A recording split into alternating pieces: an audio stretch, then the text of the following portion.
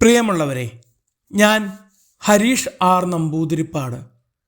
നന്മയുടെ സ്നേഹത്തിൻ്റെ ക്രിസ്മസ് ആഘോഷം കഴിഞ്ഞ് പുതുവത്സര കാലത്തേക്ക് കടക്കുമ്പോൾ നന്മയുടെ ഒരു കഥ കേൾക്കൂ. സമാഗമം. ഹായ് അമ്മേ, നോക്കൂ, നമ്മുടെ സോഫി പ്രസവിച്ചു. എന്ത് രസാ കുഞ്ഞുങ്ങളെ കാണാൻ. അമ്മു അതിരാവിലെ തന്നെ വിളിച്ചു കൂവി. ഞാൻ കണ്ടു മോളെ, ഇന്നലെ രാത്രി നീ ഉറങ്ങിയിട്ടാണ് അവൾ പ്രസവിച്ചത്. അന്നു, അന്നൂസേ, എഴുന്നേക്കൂ, ഞങ്ങളുടെ സോഫിക്ക് കുഞ്ഞുവാവയുണ്ടായി. ഒന്നല്ല, രണ്ടെണ്ണം. അയൽവക്കത്തേക്ക് നോക്കി അടുത്ത കൂവൽ. കേട്ട പാതി അന്നുക്കുട്ടി ഓടിപ്പാഞ്ഞ് ഇപ്പുറത്തെത്തി. അമ്മക്കുട്ടിയുടെ വീട്ടിലെ അരുമയാണ് സോഫി. നായ്ക്കുട്ടിയാണെങ്കിലും അവളെ അമ്മുവിനും അമ്മയ്ക്കും ജീവനാണ്. തൊട്ടയൽവാസിയായ ആഗ്നസ് എന്ന അന്നുവിനും സോഫിയെ വലിയ ഇഷ്ടമാണ്. ഒരുപാട് നാളായി അവർ പട്ടിക്കുഞ്ഞിൻ്റെ വരവും കാത്തിരിക്കുന്നു. നോക്കന്നൂസേ, ദേ പഞ്ഞി പോലെ വെളുത്ത ഒരെണ്ണം, ഇതെൻ്റെയാ. ഈ പാണ്ടുള്ള കുറുമ്പനെ നീ എടുത്തോ. അമ്മു പങ്കിടലും കഴിഞ്ഞു. വരൂ കുട്ടികളെ, അതിന് പാല് കുടിക്കാറായി, ശല്യപ്പെടുത്തണ്ട, അമ്മ കുട്ടികളെ ഉപദേശിച്ചു. അനന്യ, അതാണ് അമ്മുവിൻ്റെ പേര്. ആനന്ദിൻ്റെയും നന്ദിനിയുടെയും ഏക മകൾ. തൊട്ടയൽക്കാരാണ് ആൻ്റണിയും ലീനയും. ഒരു മതിലിൻ്റെ വ്യത്യാസമുണ്ടെങ്കിലും അവർ ഒരേ ഒരു കുടുംബമായിട്ടാണ് കഴിയുന്നത്. ആഗ്നസും അനന്യയും ഏതു നേരവും ഒന്നിച്ചാണ്. പുതിയ അതിഥികൾ വന്നപ്പോൾ ആ ബന്ധം ഒന്നുകൂടി ഉറച്ചു. സോഫിയമ്മ മൃഗഭാഷയിൽ മക്കളോട് പറയും, നോക്കു മക്കളെ, മനുഷ്യരായാൽ ഇങ്ങനെ വേണം, എന്തൊരു യോജിപ്പ്. അമ്മുവിൻ്റെ പട്ടിക്കുഞ്ഞിന് ടിപ്പു എന്നും അന്നുവിൻ്റെ പട്ടിക്കുഞ്ഞിന് ടിൻറ്റുമെന്നും പേര് നൽകി. ടിൻറ്റു ഇപ്പോൾ അന്നുവിൻ്റെ വീട്ടിലാണ് താമസം.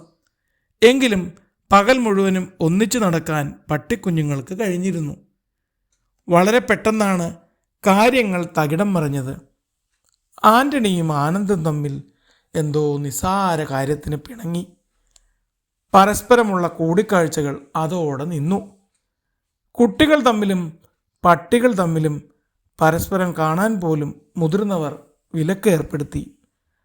ഉണ്ണിയപ്പവും അച്ചപ്പവും പരസ്പരം കൈമാറിയിരുന്നത് നിന്നു.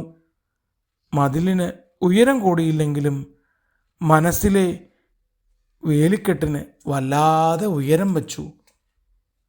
പാവം ടിൻറ്റു, അവനാണ് ഏറെ ദുരിതത്തിലായത്. അമ്മയെയും കൂടപ്പിറപ്പിനെയും കാണാനാവാതെ അവൻ ഓരിയിട്ടു. എങ്കിലും അച്ഛന്മാർ സ്ഥലത്തില്ലാത്ത നേരത്ത് വല്ലപ്പോഴും അവറ്റകളുടെ കൂടിക്കാഴ്ച നടന്നിരുന്നു. അങ്ങനെ ഒരു വൈകുന്നേരം അപ്രതീക്ഷിതമായി ആൻ്റണി വീട്ടിലെത്തിയപ്പോൾ അമ്മുവും ടിപ്പുവുമുണ്ട് അന്നുവിൻ്റെ അരികിൽ. അയാൾക്ക് സഹിച്ചില്ല. കൊച്ചേ, നിൻ്റെയും നിൻ്റെ പട്ടിക്കുഞ്ഞിനെയും ഈ മുറ്റത്ത് കാണരുത്, വേഗം സ്ഥലം വിട്ടോ. പാവങ്ങൾ, അവർ കരഞ്ഞുകൊണ്ട് സ്ഥലം വിട്ടു. പട്ടിക്കുഞ്ഞ് അമ്മയോട് ചോദിച്ചു, എന്താ അമ്മേ, ആ ചേട്ടൻ ഞങ്ങളെ ഓടിച്ചു വിട്ടത്? അത് മോനെ, മനുഷ്യർക്ക് ഇണങ്ങാനും പിണങ്ങാനും നിസ്സാര കാര്യങ്ങൾ മതി. എത്ര അടുപ്പമുള്ളവരും പിണങ്ങിയാൽ ഇതാണ് സ്ഥിതി. കഷ്ടം തന്നെ. ഭൂമിയിലെ ഏറ്റവും ബുദ്ധിയുള്ള ജീവിയാണത്രേ.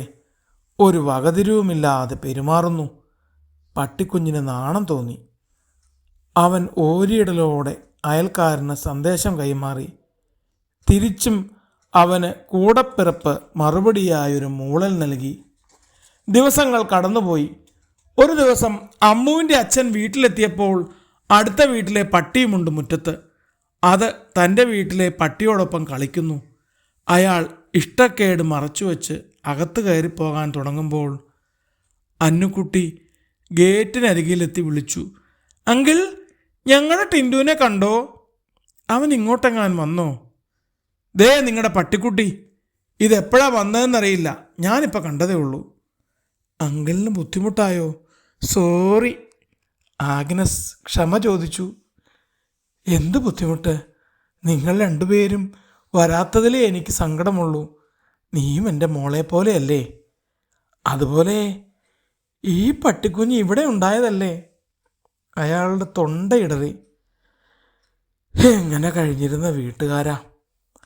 ആനന്ദ് ദീർഘനിശ്വാസം വിട്ടു. അതിനെന്താ, ഇപ്പോഴും ഞങ്ങൾ സുഖമായിട്ട് തന്നെയാണ് കഴിയുന്നത്. ആൻ്റണിയാണ് മറുപടി നൽകിയത്. ആരിത്? ആൻ്റണിയോ? കയറി വാ. തനിക്കിഷ്ടമായില്ലെങ്കിലോ എന്ന് കരുതിയാ മോളെ ഞാൻ വിളിക്കാത്തത്. അതിനെന്താ, അവൾ നിന്റെ കൂടി മോളല്ലേ. വാ മോളെ, നമുക്ക് അങ്കിളിൻ്റെ വീട്ടിലേക്ക് കയറാം. വാ വാ. ആനന്ദ് ഉത്സാഹത്തോടെ അവരെ സ്വീകരിച്ചു. ശബ്ദം കേട്ട് നന്ദിനിയും അമ്മുക്കുട്ടിയും ഓടിയെത്തി. അവർക്കതിലും സന്തോഷമായി. അപ്പോഴേക്കും അന്നൂസിൻ്റെ മമ്മിയും എത്തി. അവർ ഒന്നിച്ച് വീടിനകത്തേക്ക് കയറിപ്പോയി. തള്ളപ്പട്ടി പറഞ്ഞു, കണ്ടില്ലേ മക്കളെ, അവരുടെ സന്തോഷം. പിണക്കങ്ങൾ ദുഃഖം മാത്രം തരുന്നു. കൂടിച്ചേരലുകളാണ് പുണ്യം. ഏതായാലും ഇവർ കൂട്ടുകൂടിയല്ലോ. നമുക്കിനി എപ്പോഴും കാണാമല്ലോ. ഒരുമയുടെ സ്നേഹത്തിൻ്റെ പുതുവർഷം രണ്ട് വീട്ടുകാരും ഒരുമിച്ച് ആഘോഷിക്കുമ്പോൾ നമുക്കും അത് സന്തോഷമല്ലേ.